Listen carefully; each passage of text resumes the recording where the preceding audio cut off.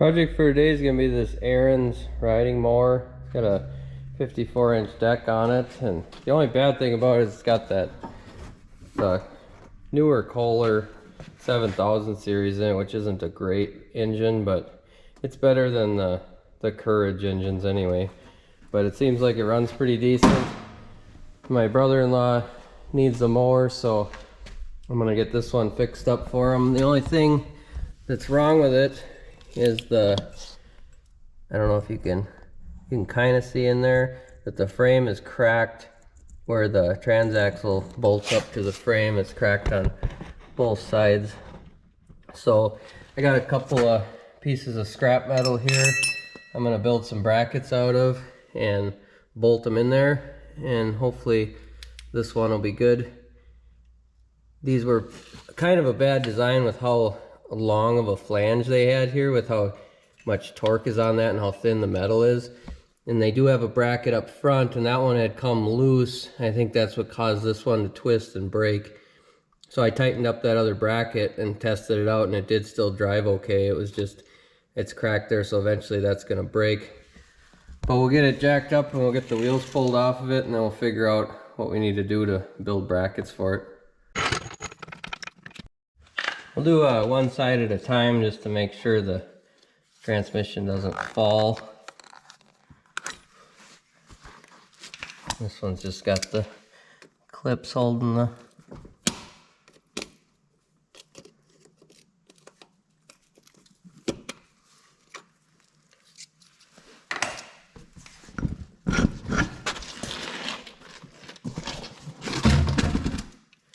Now we should be able to get a little bit better view of what we're working with. You can see it's cracked all along here. So I'll get these bolts out of here, and then we can measure what we need to make a bracket. And it's got this little bump out here to strengthen it up a little bit. I think I'm gonna have to take and drill a hole in the angle iron to fit over that. I'll use a hole saw or something, and then we can drill a couple holes up here and bolt it up there, and then we'll bolt it through the original bolt holes. I threw a jack stand underneath there just to make sure that stays in place.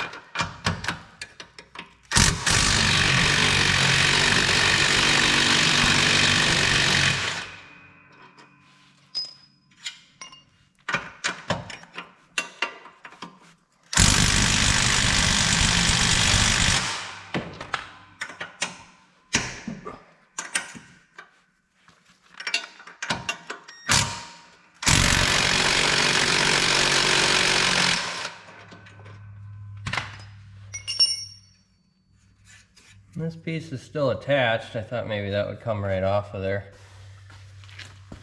Then we'll take this piece I had and put that up there. There's already some holes in it. I don't really want those to, that one would probably line up, so if I cut it off on this side, grab something to mark it with.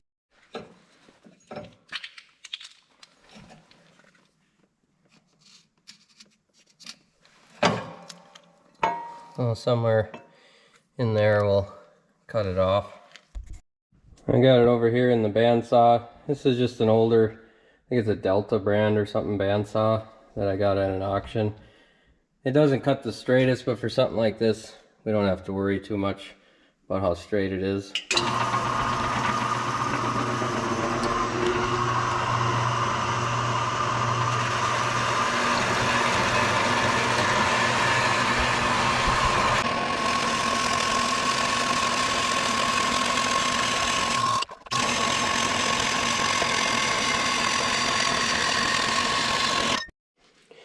I made a pretty good cut. We just gotta smooth out the edges now.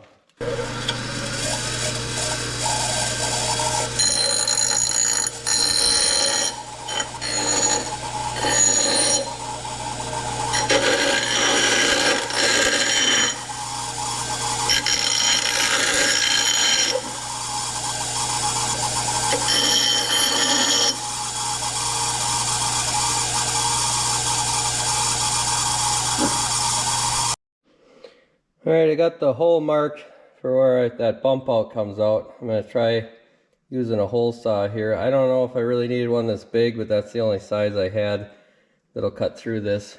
So we'll see how this works.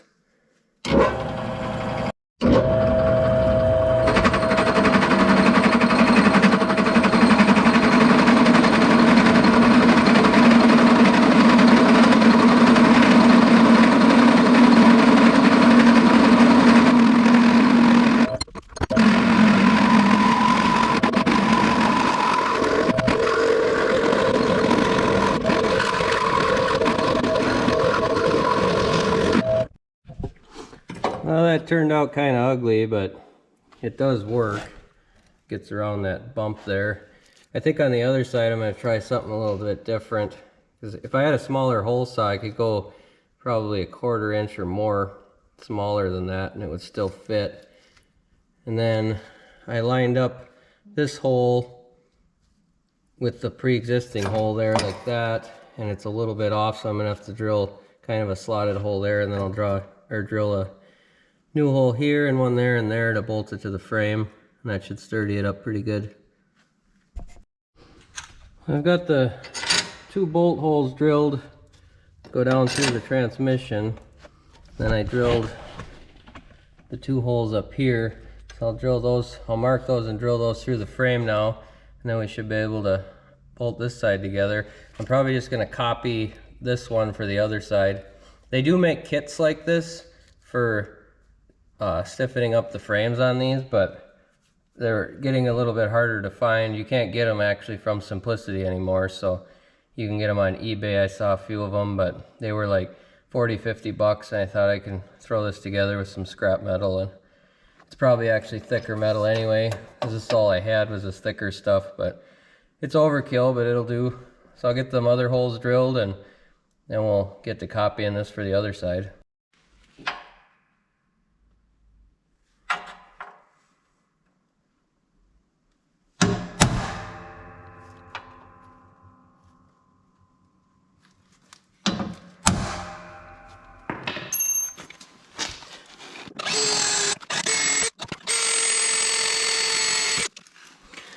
Those are just a couple smaller pilot holes, and then I'll drill the 5/16 holes. I did actually move that a little bit when I hit it. So I think this metal is sprung a little bit. I'll have to get a punch and put that back down in there.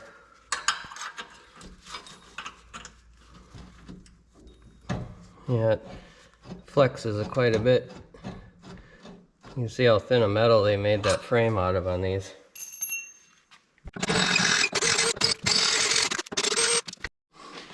I got the holes drilled, and this sprung when I hit it to punch the holes I was drilling.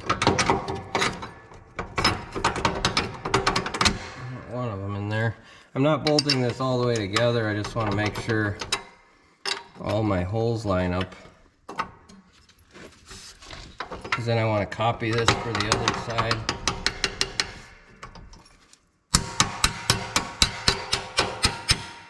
There we go. Then I'm going to put some bigger washers on the back side here so it doesn't break through.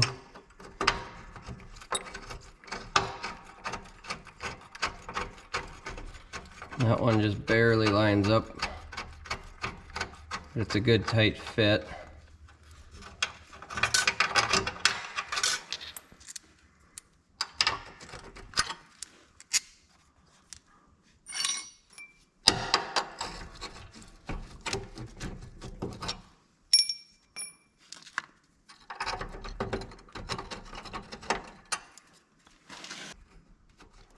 I think that one will go. It's just got kind of a burr in there.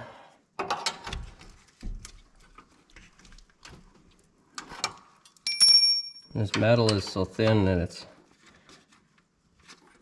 kind of flexing around.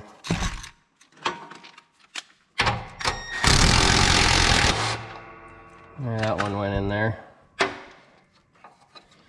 think that'll hold. A heck of a lot more sturdy than it was.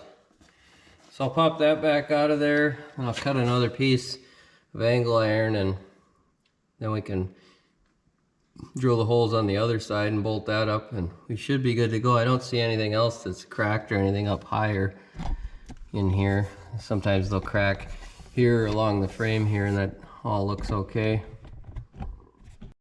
So I got that other piece in the bandsaw cutting, and I'm going to bolt this one together. I did grab some longer bolts, so that'll be quite a bit longer because I only had like maybe that much thread coming up and out. So they do have to go up through the bottom.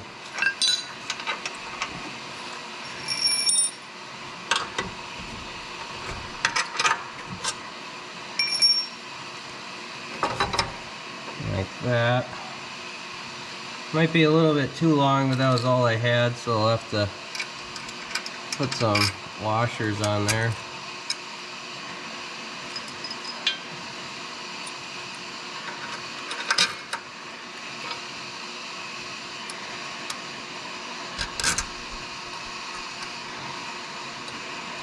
My washers are not quite 5/16.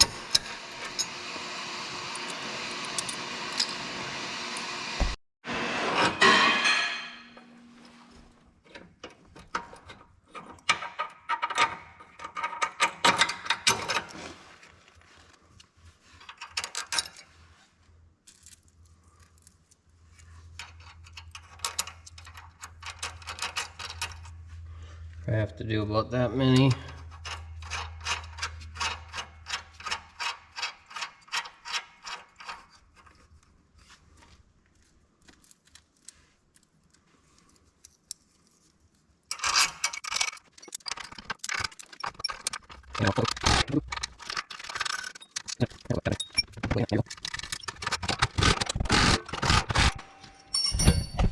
That should work pretty good.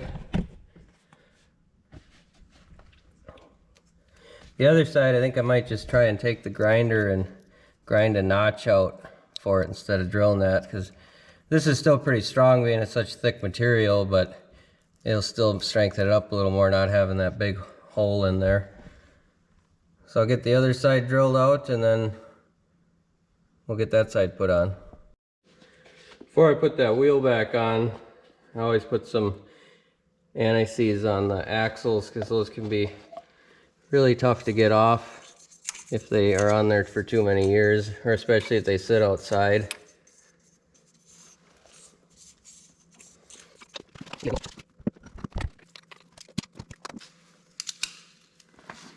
And we'll get the other side jacked up, take that one off.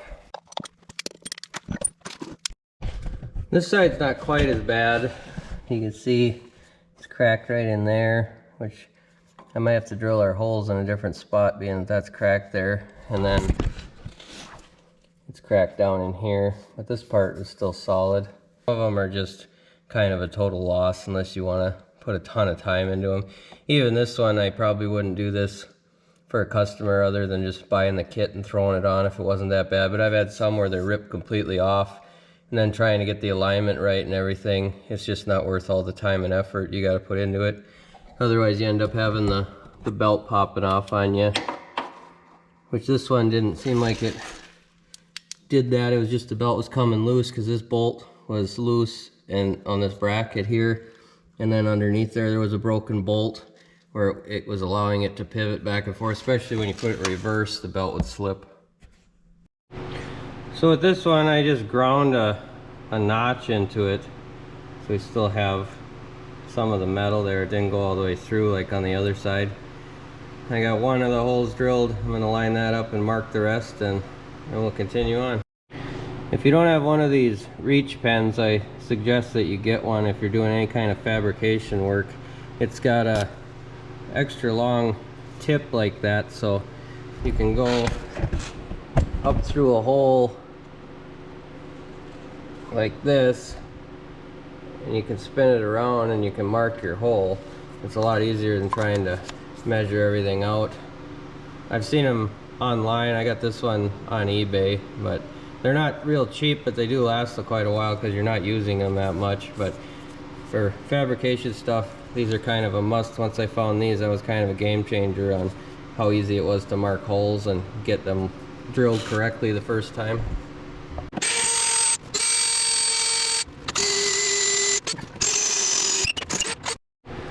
Alright, I got all the holes drilled. Now we'll start bolting it together.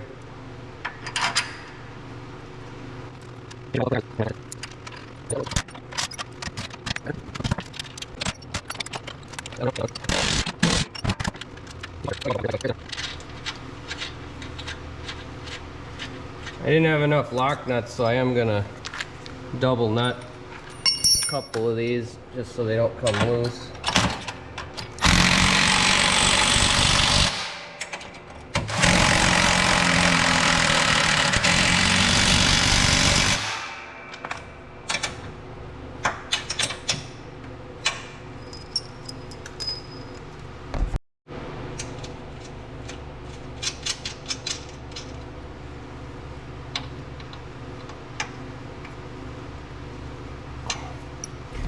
So if you're ever in a situation where you don't want something to come loose and you don't have a lock nut or an eye lock nut, you just put another one on top if you got room and tighten it down. I'm going to clean this axle up a little bit before we put it back on. This one was a lot rustier than the other side.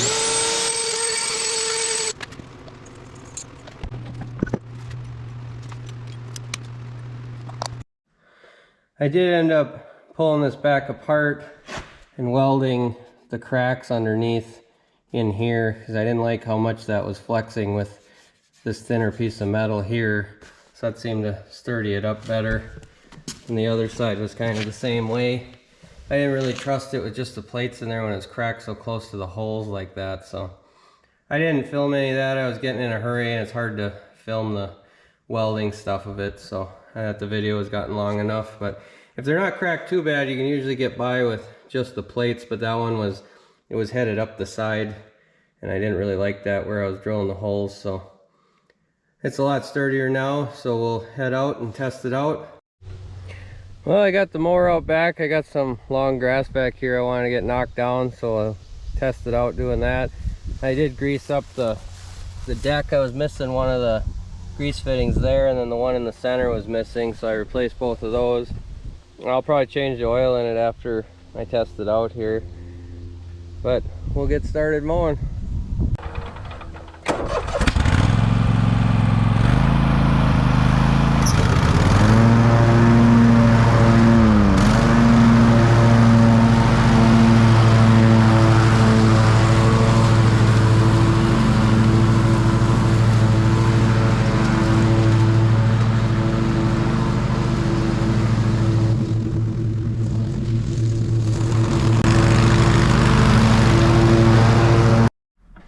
Well, that's going to do it for this one.